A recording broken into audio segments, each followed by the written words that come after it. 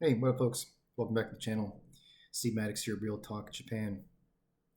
Thanks for coming back. In today's video, I'm gonna tell you the story about how on Christmas Day, December 25th, 1992, I was almost arrested and deported at the Tokyo International Airport, Narita Airport, for attempting to illegally enter the country without a visa. And I didn't get arrested. I didn't get deported. And I'm going to tell you why. And at the end of the video, I'm going to tell you why that didn't happen. There was a very important cultural reason why they let me go. And I'll explain that at the end of the video. So stick around to the end. But before I get into that, I wanted to point out one thing. So in my last two videos, I told the story about how in August 1992, I flew to Japan, Sendai, and I went to Sendai for like 3 weeks in job hunting, and I found a job, and I was kind of guided along by sort of the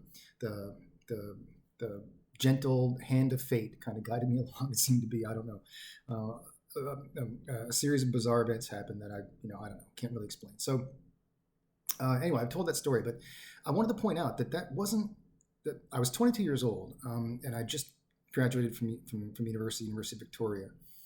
But this wasn't the first time that I'd done something like that, where I just kind of flew off and threw myself out into the world, kind of willy nilly. It wasn't the first time I'd done it, and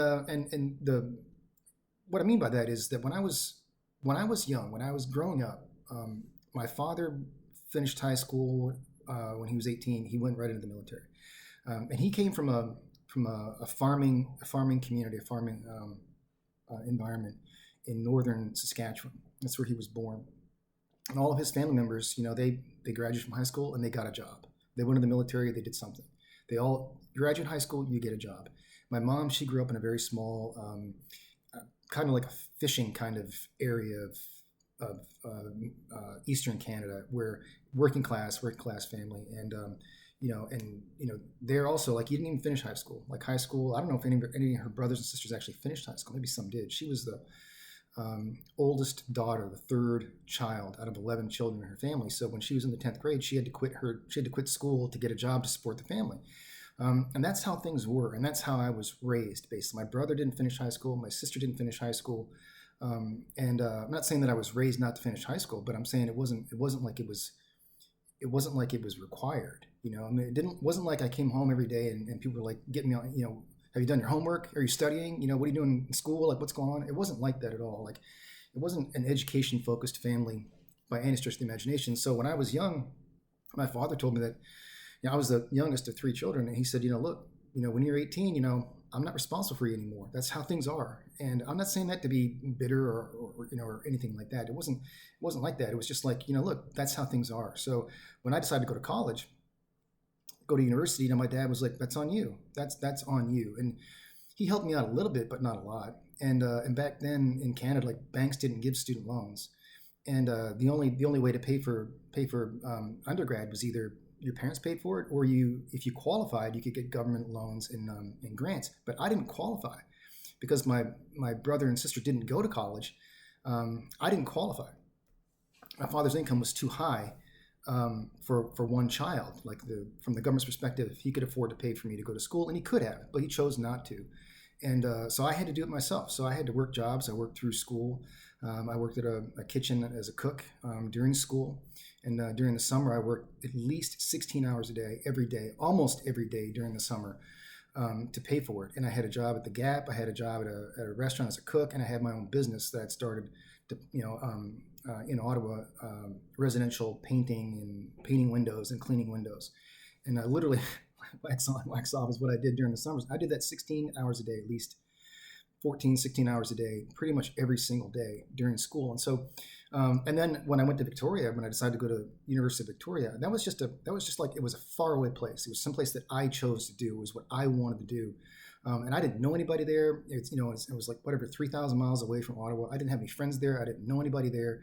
I got a local newspaper, and found, ads for apartments, called the guy up, sent me a lease. I got an apartment off campus, like $300 a month or something like that. And I just made it happen. I just did it. So by the time I was, ready to go to Japan, like I'd already done the highly improbable many times over, right? So it wasn't like the first time I'd done that. And I point that out simply because, well, first of all, I had no student debt, right? So I mean, I had no debt when I finished undergrad. But the thing of it is that I pointed out because Japan to me wasn't like some sort of fantasy kind of thing. It wasn't. I wasn't into the culture. I wasn't into the language. I didn't know any Japanese at all. I didn't know anything about Japan. I didn't really know anything about Japanese history or their culture or anything. I wasn't into Japanese sports or anything. And so even now today, I'm not really into Japanese culture. I mean, in the sense that cultural activities, and the culture itself, how Japan operates and how why things are the way they are, that interests me deeply. And that's why I'm making these videos to talk about it. But like cultural activities, things like that, I've done none of that. I had no interest in it when I came here, and I have no interest in it now. I don't do any of that stuff. So I wasn't that kind of guy. Like Japan was simply a place where I thought I could get a job. That's it, because that was my responsibility. I'd finished college now. I had to have a job. And so if I hadn't found a job, it would have been a total disaster for me because what else would I have done? I didn't have like another option. So anyway, I point that out just for that reason. So when I came back from Sendai, from Japan at the end of August, Dad picks him to the airport and he's like, what happened? And I was like, well, I got a job. And he was like, doing what? I said, teaching English and being a wrestling coach, because that's what it was. Harry said he wanted me to be the wrestling coach, and which didn't make a lot of sense to me because I wasn't much of a wrestler. But anyway, so that's what I said, and he's like, okay, fine, great. Like it wasn't like a big celebration or anything. It wasn't like, hey, high five, none of that. It was just like, okay, well now you go do your work, And so when do you start? Well, it should be December. And he's like, okay, fine. And then you can hang out at home until December, and then I'll cover the cost of your flight because the school was going to pay for the flight. So I'll cover that, and you can pay me back, whatever. So that was it. So I think I mentioned it, in my last video or the video before that, when Harry offered me the job, the day before, right, at the end of August, Harry offered me the job. He said, look, go back to Canada, and we will prepare your visa. And then when your visa's ready, we'll send it to you and you can come back. And that's what he said to me. Now that wasn't true. What they were actually going to do was they were actually going to apply for a certificate of eligibility for me to receive a visa at the embassy in Canada. Now this certificate of eligibility, if you live in Japan, or if you've been here, I don't know, in the last, 30 years or whatever, if you've worked here or you studied here or whatever, you probably already know about all this. But if you're thinking about coming over, you've got to understand this. It's a two-step process typically. Now, for the working holiday visa that I got in August of 1992, the COE wasn't required. It was a one-step process. But normally, if you're coming here to study or to work, it's a two-step process, and you need to understand that. Okay, don't do what I did. Now, apparently this is like relatively new system that just started like 2 years earlier. So I don't know that Harry understood it. And I know that Ian didn't understand it. He obviously did not understand what was going on. As I'm about to explain. So I get back to Canada. A week or two later, I get a package in the mail from Ian, and it's got my contract in there, and then a letter saying, send me a fax number, and so that we can communicate by fax, which turned out to be extremely important. I'm very glad that happened, as it turned out. And then send over like passport photos or something like that, so that we can apply for your visa. And he said it in that letter, we're going to apply for your visa. So again, which wasn't true. So Ian didn't understand what was going on. But anyway, the point of it is, so I sent all that back. And the time period that it takes to get a certificate of eligibility is usually, say, 2 to 3 months, let's say. And in my case, because for whatever reason, it took 3 months. So if you're counting now, it's now like mid-September. So I didn't get the certificate of eligibility sent to me until the middle of December. And that's kind of important. So the contract started December 1 of 1992. And the guy that I was replacing, this guy Darren, I guess his contract was up at the end of November. And so anyway, I was supposed to replace him. So I was supposed to start December 1, which was, as it turns out, was technically impossible for me to actually done that. But I didn't know that. So I get the contract, signed it, sent it back, and sent over and sent back the my dad's fax number. I gave my dad's work fax number, and and the passport photos, whatever. Sent all that back. So that's like early September. say first, second week of September. I don't really remember.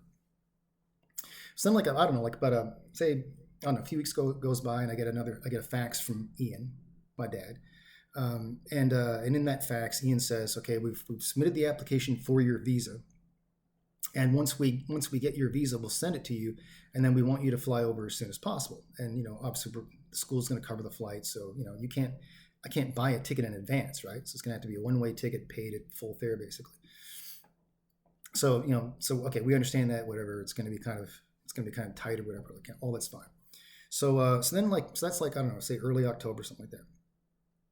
And then I don't know, like maybe another say month later, a few weeks later, I get another fax from Ian saying, okay, we're still waiting on your visa. We've applied to your visa. It hasn't come through yet, but don't worry, everything's fine. As soon as we get the visa, we'll send it to you. And as soon as you get it, you got to get over here as quickly as possible. And I'm like, okay, fine. So then, like, I think maybe like end of November or something like that, I get another fax saying the same thing. So it's now end of November. My contract's about to start. I'm technically supposed to be there December 1. And payday, you got paid once a month on the 25th. So the contract started December 1, and on December 25, I would get my first paycheck. Well, not check, cash actually. I get my first pay.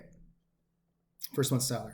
So that's kind of where things were. Right now, I've been in Canada now for like whatever 2-3 months, whatever, and I'm just kind of like, kind of anxiously waiting. I have my bags packed, literally, right, because I don't know when my visa is going to arrive, but I got to be on a flight right away. And we had a family friend who was a travel agent, so she was kind of on call, kind of ready to get me on a flight to Tokyo as soon as possible. So because every time that Ian sent me a letter, which was like 3 or 4 times during that period, it was always like, be prepared to go. Like, as soon as you get your visa, we'll send you your visa. And as soon as you get your visa, you need to be on like the next flight available to get, because your contract's about to start. So anyway, so then it's end of November. Now, obviously, I'm not going to be there by December 1. So I'm kind of, I'm a little bit worried. Like, I don't know what's going to happen. Do I get paid for December? Do I not get paid for December? I mean, I didn't really care, but I'm just kind of like wondering, like, I don't know how that's going to happen. So I'm just waiting, and then like mid-December, like I think it was like December 15th, I get a fax from Ian, and he says in the fax says, I've got your visa. I've sent it to you by registered post or whatever the fastest, by overnight registered mail or whatever. You should get it in the next 2 to 3 days. And as soon as I have sent you your visa, and as soon as you get it, get on the next flight. Now, Ian obviously doesn't understand what's going on, but and I didn't understand what's going on. I had no idea about any of this stuff. I'm just doing exactly what he's telling me to do. I'm like, okay. Ian says do this. I'm like, okay, fine, I'll do that. So I got this fax, and so we call up the travel agent trying to say, okay, when can I get on a flight? And she said, I can get you on a flight on December 24th through New York City, which is kind of funny. I'll explain that in a minute. But the first one, the earliest one that I can get you on is through New York on the 24th in the morning. And I'm like, okay, fine. So I send a fax back to Ian saying, okay, I've got your fax. I'm waiting on the package, and I'm booked on a flight for December 24 through New York, and here's the itinerary, and based on that, I should arrive in Tokyo like around, I don't know, 3 o'clock, 4 o'clock in the afternoon, and then I'll be in Sendai like around 7.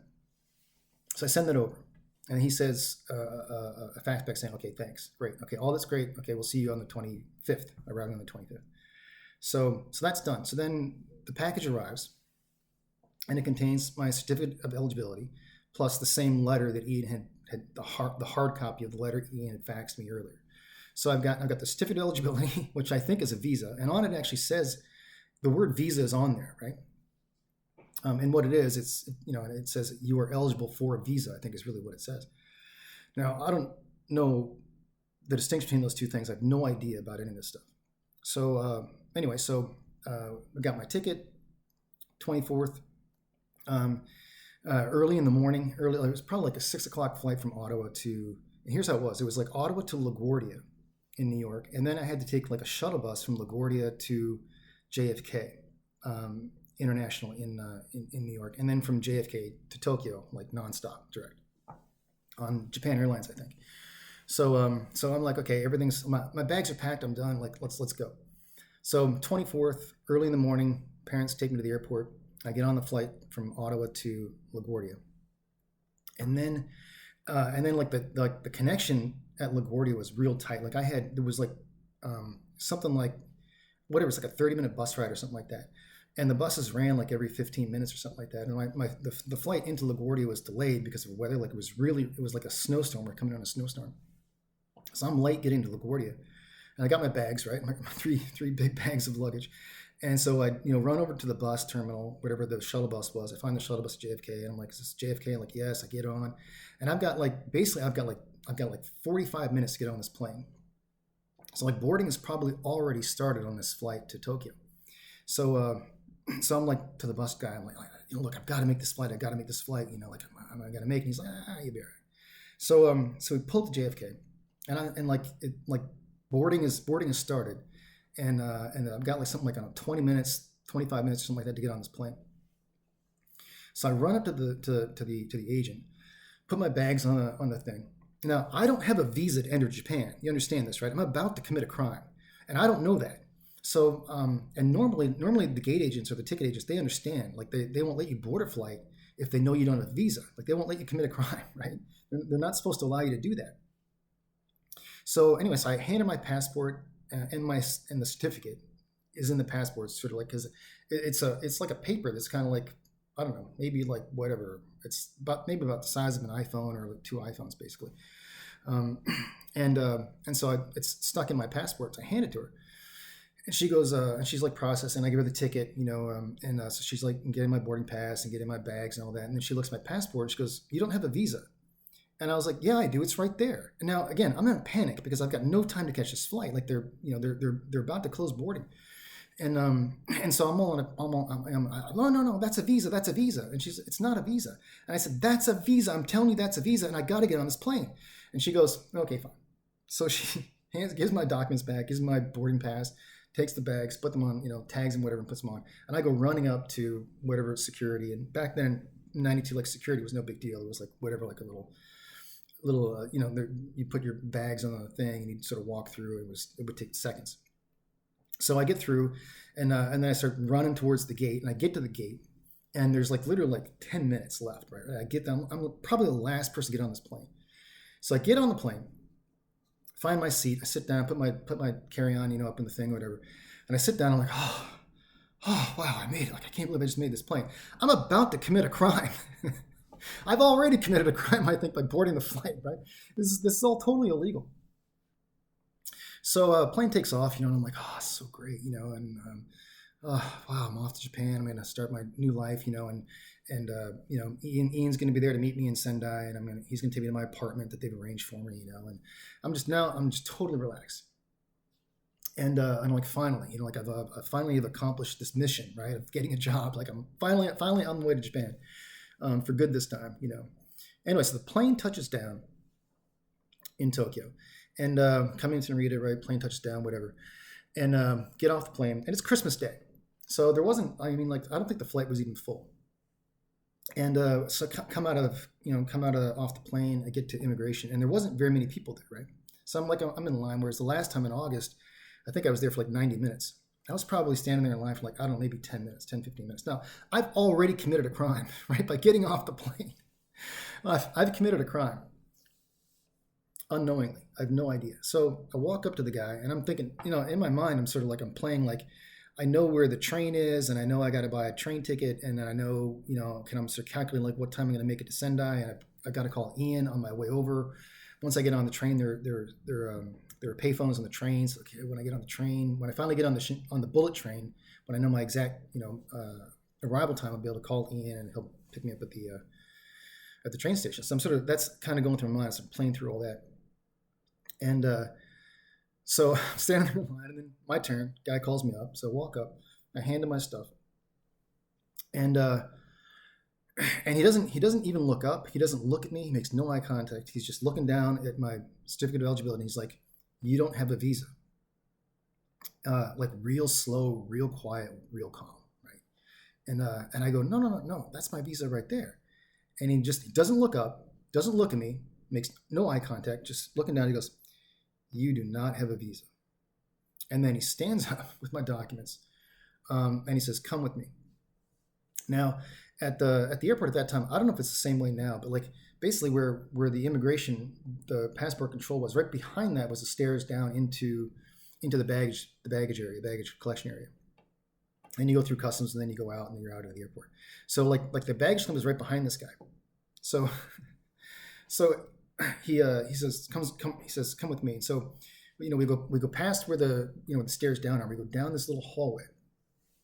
And I'm like, what the hell's going on? I mean, I don't understand. Like and obviously I'm starting to panic. And I'm like, what the hell's going on? And he leads me down this hall, and it's dark, right? It seems like there's no lights on anywhere, right? Like it's this dark kind of hall. And then he leads me down another hallway. We go like left or whatever, or right or whatever. And then he opens a door, and inside this, there was a room inside this examination room, as it turns out. Opens the door. It's a small room, dark, like and there's like one small table sitting in the middle of the room. It's a small room, not a big room. One table, like a table of, I don't know, that's maybe whatever, 4 feet wide or something, 3 feet wide or something. A small table, and then 2 metal folding chairs, one on the left, one on the right, and just these small little folding chairs, right? Little metal folding chairs. And then above the table was one light. It was like one lamp, and the lamp was from the ceiling, and it was like a little round lamp, like one little light bulb in it. That's the only light in the entire room. There's no windows. There's nothing else that I can see, and it's dark, right? And he goes, "Have a seat." So I sit down, and I'm like, "What the hell's going on?" I'm like, this is like out of like a out of like a spy movie or something, or some sort of crime thriller or something, where it's like, this is like an interrogation room, like something bad's about to happen in here, and I don't know what's going to happen. But what did I do? So I'm just like, I'm in shock. Like, I don't know what the hell to do. A few minutes later, this guy comes in, and he's like, I don't know, maybe 40s, 50s, or whatever, and sits down. Little guy sits down, and he's got my passport and my certificate of eligibility there, and my customs form, whatever. And he goes, "You don't have a visa." And I'm like, "But that's my visa right there." And so then I start pulling out the documents. So what I'd done, this is the thing. I brought with me all of the documents, all of the my contract, and I had all of the correspondence with Ian, all the stuff in writing, including the letter that I got with the certificate of eligibility, that said, "Here is your visa, encloses your visa. Get on the next flight now," right? And so I had all of the other faxes that I got. I had all those copies where it says, "I'm getting your visa." So I take all that stuff out and I show it to him, and I said, "This is what I was told to do, and this is I just did what I was told to do." And so he takes those documents, looks at them, reads them, and then he leaves. So he steps out, goes out of the room. I'm just sitting there like, I'm like, oh my God, I'm like, I'm about to get arrested, because the guy explained to me, he's like, "You were supposed to take this to the embassy, and at the embassy you get your visa. This is not a visa. This is just a certificate of eligibility. This just allows you to get a visa at the embassy. That's what you were supposed to do." And I was like, I didn't know that. I did what they told me to do. No one said anything about that to me. I didn't know.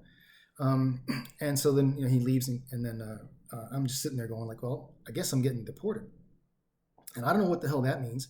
Maybe, but I'm definitely not getting this job, right? I mean, I don't know how I'm going to do that. How do you get deported? Like, how does that work? I mean, who's going to pay for the flight? Like, when? Like, do I go to jail? Like, what the hell's going to happen? And I'm just like, I'm sweating, right? Like, I'm just panicking, I'm sweating. It's like I'm like, how the hell does this happen? Like this. Like, I didn't know. Like I didn't know. Anyway, about like 10 minutes later, the guy comes back in, and he comes in, and he's got like a stamp, and he's got some other papers, and he comes in, and he sits down, and he takes out my passport and he stamps it, and then he's writing in it, and he says normally, and while he's looking down, and again, he's not looking at me, right? It's like no eye contact. He's just looking down at the documents, at my passport, and he says, normally you'd be arrested and deported for attempted to illegally enter the country, because this is illegal. Normally, you would be deported, but I'm convinced that you didn't do anything knowingly wrong, and so therefore I'm going to issue your visa right here. So he does. So he stamps my passport, and then he actually issues the visa, and he put next to it a red stamp of the kanji for toku. That means special. So I got special treatment at the airport, in other words, right? And so he stamps that, and then he hands me my documents back, and he goes, well, here you go. Here's your passport, and here's your visas in there, and you're free to go. And I'm like, really? And he's like, yeah. So I take the documents, put them in my bag, and he opens the door, and he says, go down that way, go through that door, and then there's stairs that'll take you down to the baggage claim area. And friends, I can tell you, I did not walk. I did not walk to that door. I did not walk down those stairs, my friends. I'm telling you, I ran. I ran. I was like, holy crap! I've somehow been freed. Like, I'm the terror, that I was still experiencing. Like, I run down those stairs, and by that time, I probably was only in that room for like maybe 20 minutes, 25 minutes, maybe. It was terrifying, right? I get down to the stairs, and my bags are there, and I grab my bags, and I make my way up to Sendai. I get to Sendai, and Ian comes, picks me up, and I'm like, Ian, I almost got arrested. And he's like, what? And so I told him what happened. He goes, oh, well, you made it. You're fine, right? And I was like, I almost got arrested. And deported. Why didn't you tell me? And he was like, I didn't know. Anyway, don't worry about it, right? So he's not even a little bit concerned. And I'll tell you, like, years later, so like 2 years later, I changed jobs, and I worked for another company, and I went down to Kumamoto in southern Japan, and I had to renew my visa. And so because I was in a small town, like there was nobody there. I'm at the immigration office, and I walk in there, and I give my docs there, and they were real friendly. They give me tea, like, sit down, whatever, let's chat. But they had nothing to do, right? They were happy to have a customer there to serve, right? So I sat down and then talked to them, and then they took my stuff, and they're like, hey, come back in a couple of days. So a few days later, I come back, and they're like, hey, did you know that there was a record there's a notation in your record that you attempted to illegally enter the country, and it's part of your permanent record? And I was like, no, I didn't know that. And he's like, yeah, well, it's not a big deal, but it's in your record, right? And when I came back the second time, to study, they asked me the exact same thing when the school applied for my student visa. They were like, they said, there's this notation in your record, and you've got to clear it up, and so you need to explain to us how all that happened. So this is in 2014. So this is like, whatever that is, 20 something years later, it's in my permanent record. And every time that I came back for vacation, in the 2000s, when I came back, when I was practicing law, I came back like 4 times for vacation. For sure, it would have popped up on their screen when they scanned my passport and said this guy, attempted to commit a crime in Japan. So anyway, I declared that up. Now it's fine now, but the point of it is that if you, I'm telling you, do the 2-step. You've got to do the 2-step. Don't do what I did. But here's why. Here's why I think he let me go. Now, he didn't say this to me, but this is why I think it happened. It happened because of the Senpai-Kohai relationship that I've been talking about, in all my videos throughout this series so far. That in Japan, the employer-employee relationship is a Senpai-Kohai relationship, and so the nature of that relationship is Senpai tells Kohai what to do, and Kohai must obey. So long as the subordinate does what they're told to do, they can't be responsible for it. So Kohai has no responsibility for his or her actions as long as they do what they're told to do. So, and that's the guarantee. That's the relationship. Senpai has responsibility for what you do. So in the Japanese, now he didn't say this to me, but I'm telling you this is what happened.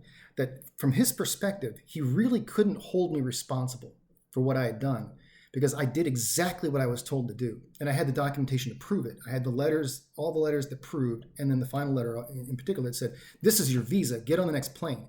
So in other words, from the Japanese perspective, I couldn't say no to that. I really didn't have the power in the Japanese mindset, culturally, to say no and say, wait, stop. No, I have to go to the visa. I have to go to the embassy first. I didn't have the power to do that. And that's why he let me go. The Senpai-Kohai relationship saved me that day. And Christmas was almost spent in behind bars and cuffs or whatever. And who knows what the heck would have happened after that, but I certainly wouldn't be here now. So anyway, we'll leave it there. Thanks for staying to the end, and I'll see you in the next one.